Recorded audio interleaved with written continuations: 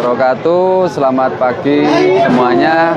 Kami dari jajaran pimpinan anak cabang Gerakan Beransor Kecamatan Tutur pagi ini akan melaksanakan kirap ribuan kader muda yang ada di wilayah Kecamatan Tutur. Insya Allah hari ini akan diikuti oleh kurang lebih 1.500 kader muda yang akan kirap dari Dusun Karanganyar ke lapangan Wilangun Pajajar. Dan ini adalah menyongsong satu abad itu sekaligus kita menjemput abad kedua Nahdlatul Ulama. Assalamualaikum warahmatullahi wabarakatuh. Surya, hari ini kita semua akan menyongsong satu abad Nahdlatul Ulama di Kecamatan Tutur. Untuk itu, mari kita semua memberangkatkan ini yang akan berangkat adalah para kader muda yang berjumlah 1.000 orang. Nah, oleh karena itu, mari kita semua membaca basmalah untuk memberangkatkan kirap ini. Wa ala sayyidina Muhammad. Allahu Akbar.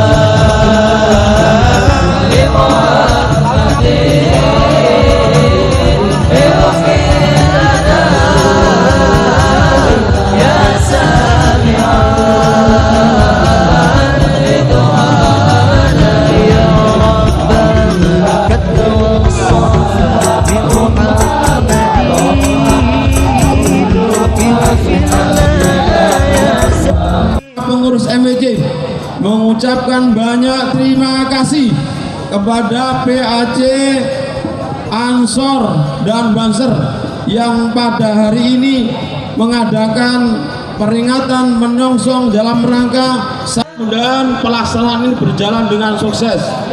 Kami ucapkan terima kasih, jazakumullah khairan katsiran. Mudah-mudahan segala amal kita semua, baik MWC, baik jajaran MWC maupun Banom, monggo dikawal untuk kasar koryonnya, untuk memberi tempat dulu untuk adik-adik dan mas-mas kita Pagar Nusa ya.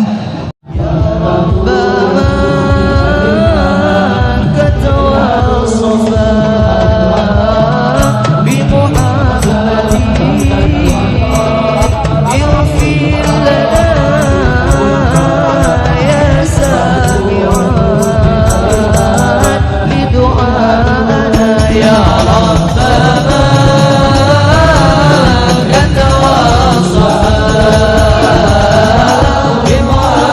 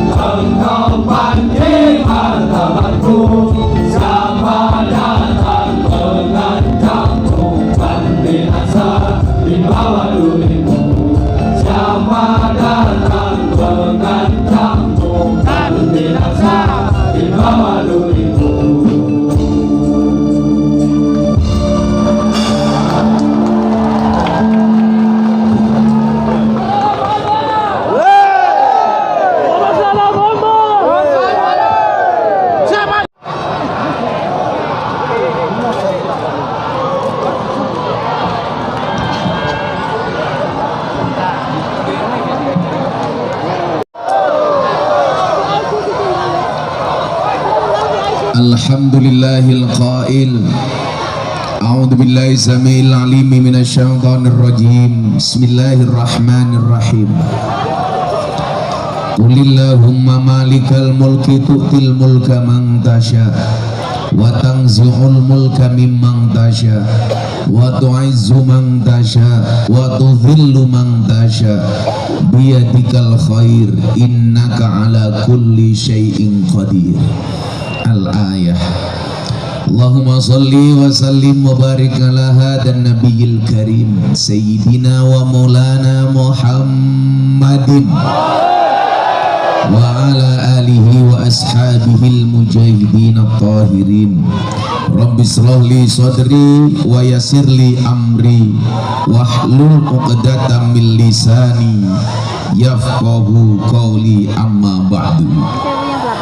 Hadratal muhtaramin, para masyayikh, para kiai, para habaib, tokoh agama yang saya hormati, segenap panitia pengajian dalam rangka apa ini? Pelantikan GB Ansor Kecamatan Tutur menyambut satu abad Nahdlatul Ulama yang saya banggakan, sahabat Ansor Banser yang saya cintai, serta hadirin wal hadirat, kaum muslimin wal muslimat yang berbahagia. Beli gorengan, minumnya susu, hai orang Pasuruan dunia. Kenapa? Kopi ini ngajak melek, susu ini ngajak turu.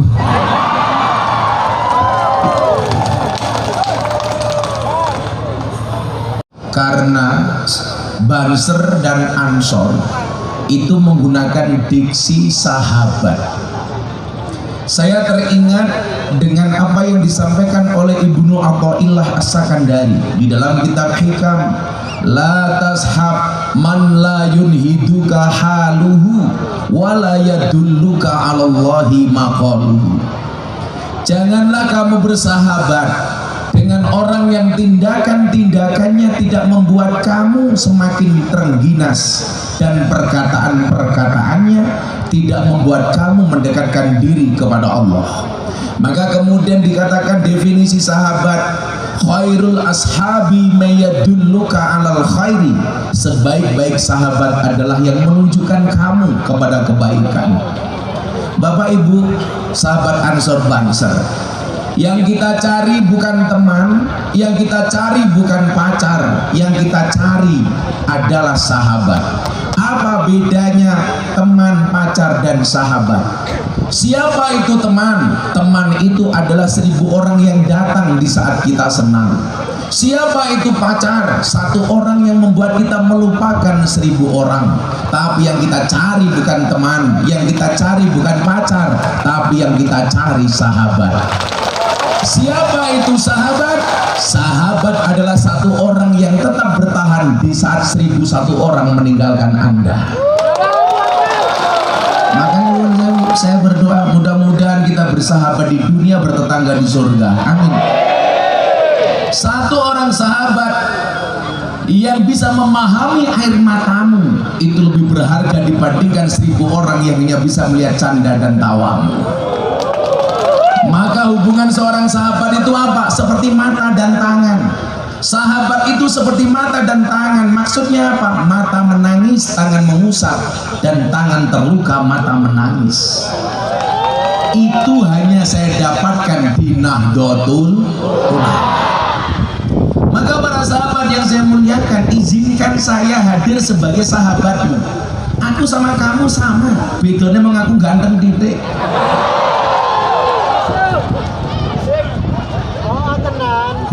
Tenang. Kayak sambil Samsudin. Nah, maka sahabat Ansor dan Banser, Bapak Ibu yang saya cintai, sahabat Ansor Banser yang saya banggakan, dunia berubah dengan sedemikian cepat. Hanya orang yang terus belajar yang akan menjadi pemilik masa depan. Saya sering bilang, Orang yang terus belajar akan menjadi pemilik masa depan, sementara orang yang berhenti belajar akan menjadi pemilik masa lalu. Kita hari ini digambarkan kepada dua keadaan. Bagaimana kemudian ketika Allah melihatkan kuasanya, tidak ada yang mustahil bagi Allah. Kenapa tadi saya buka dengan ayat surat Ali Imran ayat 20. Anda lihat, dalam waktu yang bersamaan Allah mempertontonkan dua hal kepada kita. Yang pertama, anak kecil pengamen jalanan tanpa diduga, tanpa disangka diundang oleh Presiden Jokowi ke istana hanya dengan satu lagu, ojo dibanding-bandingke. Allah angkat derajatnya. Siapa? Farel Prayoga. Tapi di satu sisi Allah kasih gambaran orang yang punya kuasa, punya jabat dan pangkat jenderal bintang 2, Allah hancurkan sehancur-hancurnya, Allah hinakan sehina-hinanya. Siapa, Bu?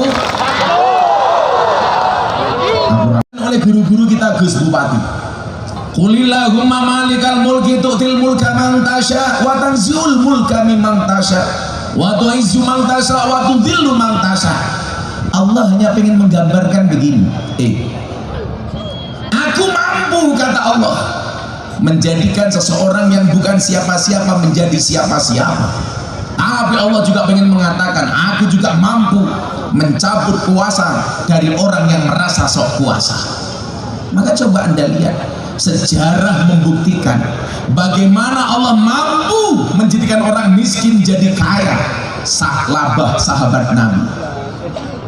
Tapi Anda wahai orang kaya, Allah ingin mengatakan kepada kita, Allah juga mampu menjadikan orang kaya raya jatuh hina.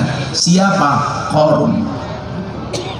Allah mampu menjadikan orang biasa jadi raja. Siapa? Daud. Peperangan Jalut dan Tolut, Daud berhasil membunuh Tolut, membunuh Jalut hanya dengan ketapelnya. Allah mengangkat derajat Daud menjadi orang yang luar biasa. Allah juga mampu mengatakan kepada para penguasa yang zalim, hei penguasa, aku mampu membuat kalian hina. Dibuktikan dengan jatuhnya Fir'aun. Padahal Fir'aun, mohon maaf Bapak Ibu, dia mengatakan kepada semua orang, ana rabbukumul a'la, aku adalah Tuhanmu yang paling tinggi. Tidak hanya ngaku raja, dia ngaku Tuhan. Bahkan Allah memberikan segalanya kepada Fir'aun. Kila waqala disebutkan, satu ketika Fir'aun selilitan, Allah utus malaikat untuk dandani cangkeme Fir'aun. Malaikat bertanya kepada Allah, ya Rob, kenapa saya harus dandani cangkeme Fir'aun? Allah berfirman mengatakan kepada malaikat, malaikat, cangkeme Fir'aun ke dandanono sing rapi, ojo nganti selilitan. Mosok Gusti Allah kok cangkeme selilitan? Allah jatuhkan sehina-hinanya. Dan Allah juga kasih gambaran bagaimana kemudian Allah mampu menjadikan seorang perawan ting-ting, gak punya suami, bisa hamil. Siapa? Maryam. Cuman pesan saya satu kepada Bapak Ibu Pasuruan, please anakmu jangan ikut-ikutan Maryam. Nanti malah matur kalau Pak Bupati anak kula kaya Maryam. Maksudnya nopo orang duwe bojo meteng. Niku ra kaya Maryam tapi diuntal codot. Maka kemudian apa? Generasi muda Nahdlatul Ulama, sahabat Ansor dan Banser harus memiliki optimisme. Bagaimana kemudian agama Islam bisa berkembang karena optimismenya. Sahabat Ansor Banser, apa bedanya orang optimis dan pesimis? Bedanya satu, nah. Orang optimis itu melihat peluang dalam masalah, sementara orang pesimis melihat masalah dalam peluang. Saya kasih contoh bagaimana kemudian saya optimis. Ketika orang mengatakan lokalisasi sebagai tempat yang hina, lokalisasi sebagai tempat yang menjijikkan, saya melihat peluang di dalamnya. Apa? Peluang dakwah. Saya datangi mereka para begeng-begeng rahimakumullah. Semua orang mencaci maki Pak Bupati. Miftah goblok, Miftah petok, lonte kok diajak ngaji. Demi Allah, demi Rasulullah, 23 tahun saya ngaji bersama para begengge, tidak sekalipun saya memanggil mereka dengan nama begengge. Kan nggak mungkin saya ngaji mbak-mbak para londe rahimatullah. Toh saya menyadari mereka pekerjaannya yang menjual keroto. Apa itu keroto? Pakan manuk.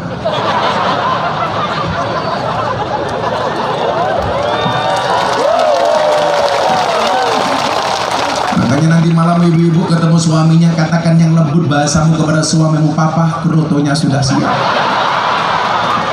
Begitu sampai rumah saya bilang sama istri saya, kroto.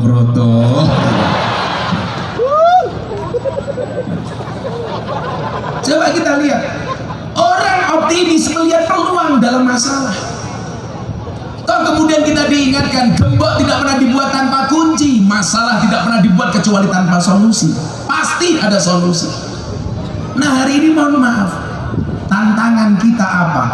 Begitu besarnya fitnah-fitnah kepada Nahdlatul Ulama. Saya katakan mohon maaf, the best quote of today saya sampaikan. Kadang-kadang badai itu datang tidak untuk mengganggu hidup kita, tapi untuk membersihkan jalan kita. Kita tidak bisa ngatur ombak, tetapi kita bisa belajar berselancar. Kita tidak bisa ngatur omongan orang kepada kita, tapi kita bisa belajar bagaimana menghadapi omongan orang lain kepada kita. Saya sering bilang apa? Orang, kenapa? Kadang-kadang orang itu ngomong juga tidak pakai mikir.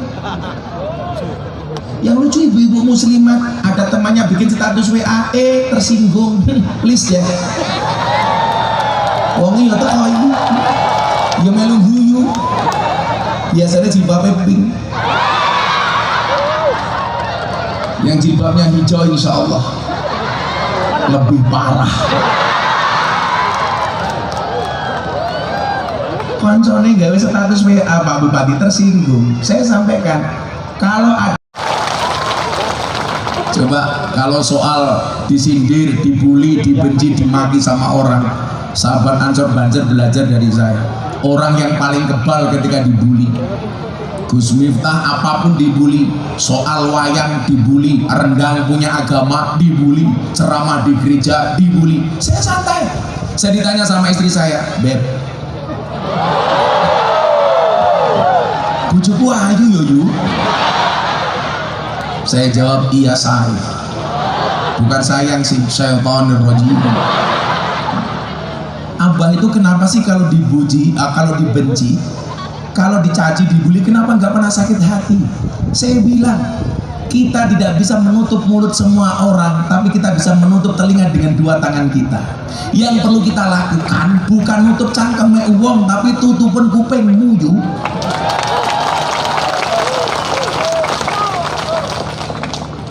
Komentar sekian banyak, nggak pernah saya sakit hati. Saya pernah satu postingan Pak Bupati dikomentari 100.000, semuanya mencaci. Apakah saya sakit hati? Tidak. Kenapa? Karena komentarnya tidak pernah saya baca. Nggak mungkin dicaci maki sampai 100.000, nggak jelas. Followernya cuma 2.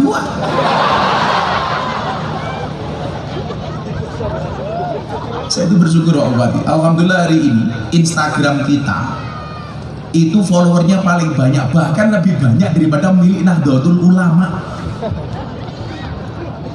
Tagar Gus Miftah, 10 tokoh nasionalis yang dianggap merah putih dan paling populer di TikTok. Coba Anda lihat, dari 10 orang itu saya ingin mengatakan begini, ayo kita mampu, kita bisa. Nahdlatul Ulama punya potensi, Nahdlatul Ulama punya segala-galanya. Persoalannya adalah bukan masalah bisa atau tidak bisa, tetapi mau atau tidak mau. Kalau masalah bisa, oh bisa Bapak Ibu. Saya waktu itu dikasih tulisan sama teman-teman, Gus coba dilihat tagar TikTok hashtag by number tahun 2022, waktu itu diupdate bulan Maret. 10 tokoh yang dianggap nasionalis dan memiliki hashtag paling banyak di TikTok. Nomor 10 ketuane Pak Bupati Gus Muhaimin Iskandar, 5 juta tagar. Nomor 9 Pak Erlangga Hartarto, 31 juta tagar. Nomor 8 Prabowo Subianto, yang paling tidak alim Gus Miftah. Tetapi apa kata Allah nyuwun sewu, kata Syekhina wa murabbi ruhina Abah Dimyatir Rais, beliau mengatakan apa? Qalilum minal yakin khairum min kasirin minal ilmi wal amal. Yang dipunyai Miftah itu mungkin sedikit, tapi hasilnya maksimal. Sementara sekarang banyak kiai, banyak gus, banyak santri, dia punya maksimal tapi hasilnya minimal. Sak goblok-goblokku Pak Bupati, 230 orang masuk Islam melalui Gus Miftah. Kowe di Indonesia muncul. Saya waktu itu bersyukur alhamdulillah banyak kiai NU, banyak tokoh-tokoh Nahdlatul Ulama yang kemudian masuk. Siapa orang-orang NU yang mampu untuk masuk ke dalam sana? Disebutkan Pak, gua mau awalnya bingung. Nomor 10 orang yang kemudian mohon maaf secara kultural tidak sebesar kita masuk, Pak. Figur berpengaruh nomor sekian Ustadzah Topi Setiana Dewi, aku bagi 9 Ustadz Dasat Latif, nomor 8 Ustadz Maulana. Masa kamu kalau sama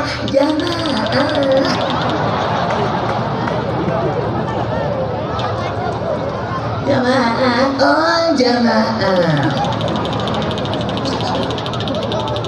Berikutnya Ustadz Solmed, di atasnya ada Ustadz Hadi Hidayat, di atasnya Hanan Ataki, di atasnya lagi Habib Ja'far, di atasnya Mama Dede. Bilang Kiai NU itu hari ini koreksinya satu, selalu berebut ikan yang sama di kolam yang sama.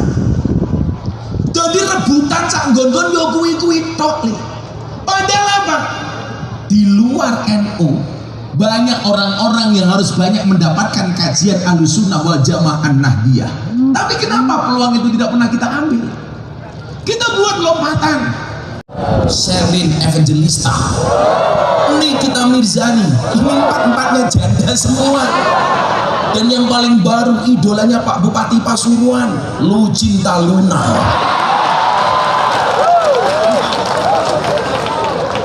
Kita wayu bahasan ngerangkul lagu, ya Allah busine metu.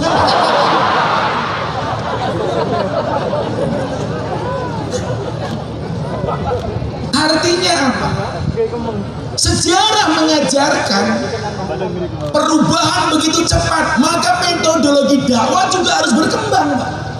Dulu di awal Nabi Muhammad SAW mengajarkan metodologi dakwah nopo khatibun nas biqadri ukulihim, berbicaralah ya Rabbana katawassafa bi